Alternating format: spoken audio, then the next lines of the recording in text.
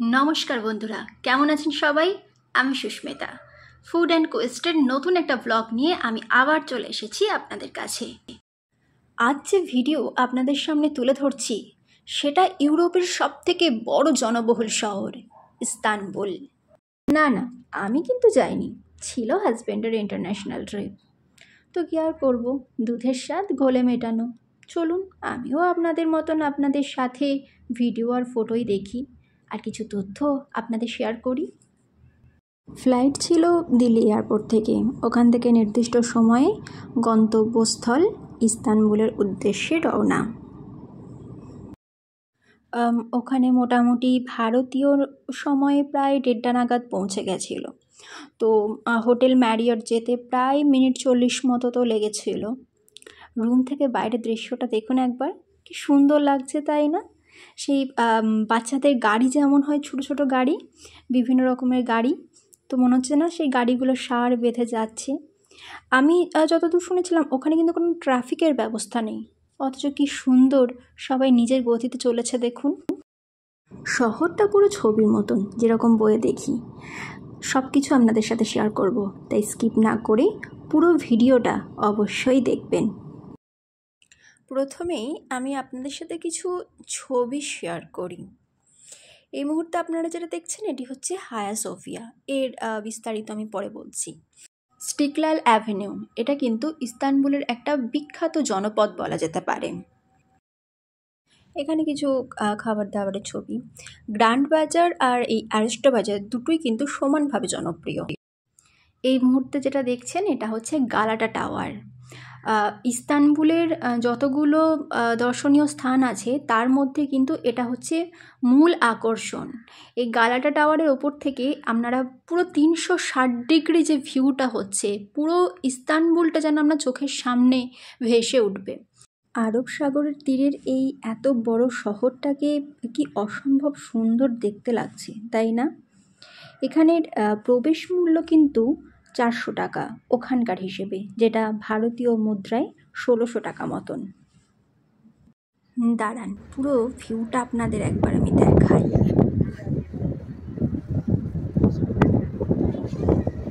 তো এখানে ওঠার কিন্তু লিফটের ব্যবস্থা আছে, নামার জন্য সিঁড়ির ব্যবস্থা আছে, লিফটও আছে, আপনার যেটা খুশি। এটা একটা বহু পুরনো ইতিহাসও আছে। আমি যতটুকু জানি যে সম্রাট জাস্টিনিয়ান একটা টাওয়ার তৈরি করেছিলেন, যেটা বর্তমানের কিন্তু আজকের এই গালাটা টাওয়ার। এ কিন্তু বহুভাবে ক্ষতিগ্রস্ত হয়েছে, অনেক ঝড়ঝাপটা গেছে। তারপর 2020-তে সম্ভবত এটা নতুনভাবে আবার পুনরুদ্ধার করা হয়েছে।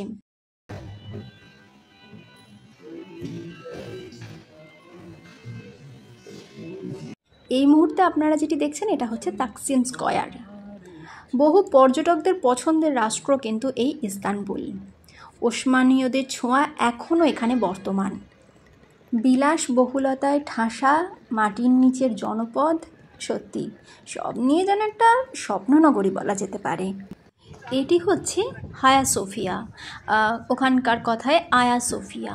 এটা 537 সাল নাগাদ কিন্তু এটা স্থপতি হয়েছিল। রাস্তার চারপাশটা দেখুন, এত পরিষ্কার পরিচ্ছন্ন, মানে একটা পিনও যদি পড়ে যায় আপনি তাড়াতাড়ি খুঁজে বের করতে পারবেন। এখানে কিন্তু প্রচুর সিনেমা শ্যুটিংও হয়েছে। সলমান খানের এক থা টাইগার সিনেমার যে শ্যুটিং সেটা কিন্তু ইস্তানবুলেও হয়েছে। এছাড়াও প্রচুর সিনেমা শ্যুটিং কিন্তু এখানে হয়েছে।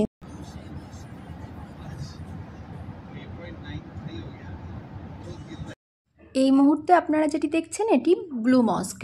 মূলত মসজিদটি নীল রঙের, তো সেজন্যই এটি ব্লু মস্ক হিসাবে পরিচিত। চারপাশটা একটু দেখুন, যেন নীল আর সবুজ একসাথে খেলা করছে। নীল আকাশ আর সবুজ গাছপালাগুলো, সত্যি দারুণ কিন্তু।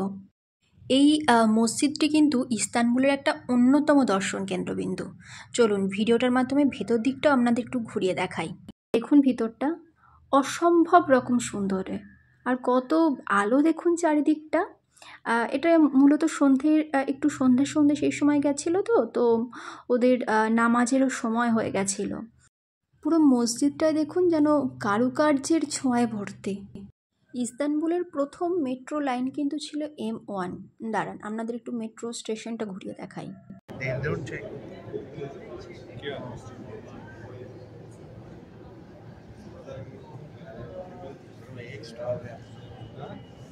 পাখিটা দেখুন কি সুন্দর জলে খেলা করছে।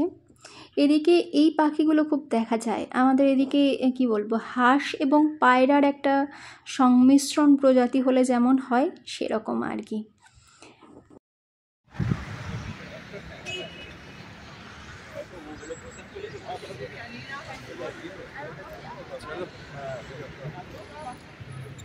এই জায়গাটি গ্র্যান্ড বাজার হিসাবে পরিচিত। এটি বিশ্বের সবথেকে প্রাচীন একটা মার্কেট। এখানে সব রকমেরই জিনিস অ্যাভারেজ মূল্যে পাওয়া যায়। বাজারটা শুধু একবার দেখুন, এই বাজারে নাকি 3000টা দোকান আছে আর 61টারও বেশি রাস্তা আছে। আর এই বাজারটা ঘুরে দেখতে আপনার 3 দিন সময় লাগবে। ভাবা যায়, 3টে দিন সময় লাগবে। এটা হচ্ছে 212 আউটলেট। তুরস্কে এই আউটলেটটা, এই মলটা কিন্তু সত্যি ভীষণভাবে কিন্তু বিখ্যাত। জায়গাটাও বেশ সুন্দর, বেশ ভালো পরিবেশ। নীল টাইলসের জন্য বিখ্যাত ব্লু মস্কই বলুন আর যুদ্ধবন্দীদের জন্য নির্মিত গালাটা টাওয়ারই বলুন, এখানকার মূল আকর্ষণ কিন্তু খাবার। কাফটি, এক রকমের মিটবল টাইপের, ডালমাস, টার্লু, এরকম সহ অনেক রকমের খাবার কিন্তু এখানে আছে। ইস্তানবুল জায়গাটা ঘোরার জন্য কিন্তু ভীষণ ভালো, ওয়েদারটাও বেশ ভালো, ঠান্ডা ঠান্ডা। ফ্যামিলি ট্যুর যদি কারোর বাড়ি থেকে প্ল্যান থাকে, আমি যাইনি কিন্তু আমি যা গল্প শুনেছি আমার বেশ ভালো লেগেছে।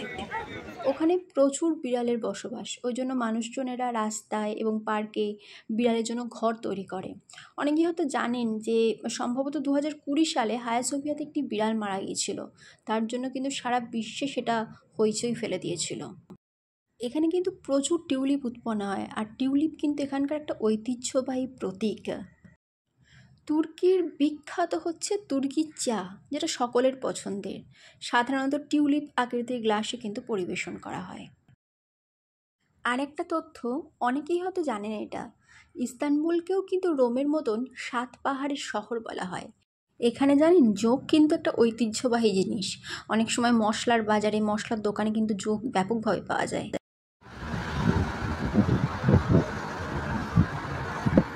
এটা ইস্তানবুল এয়ারপোর্টের ভিতরে। কত সুন্দর সাজানো গোছানো না, চারিদিকটা বেশ পরিষ্কার পরিচ্ছন্ন। ভিতর দিকটা দেখুন, বেশ ভালো কিন্তু।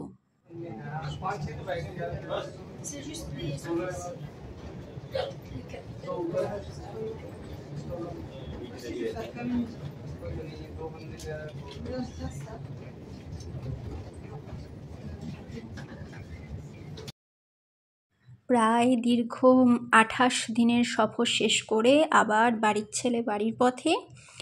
যাই হোক, আপাতত আজকে এই পর্যন্ত।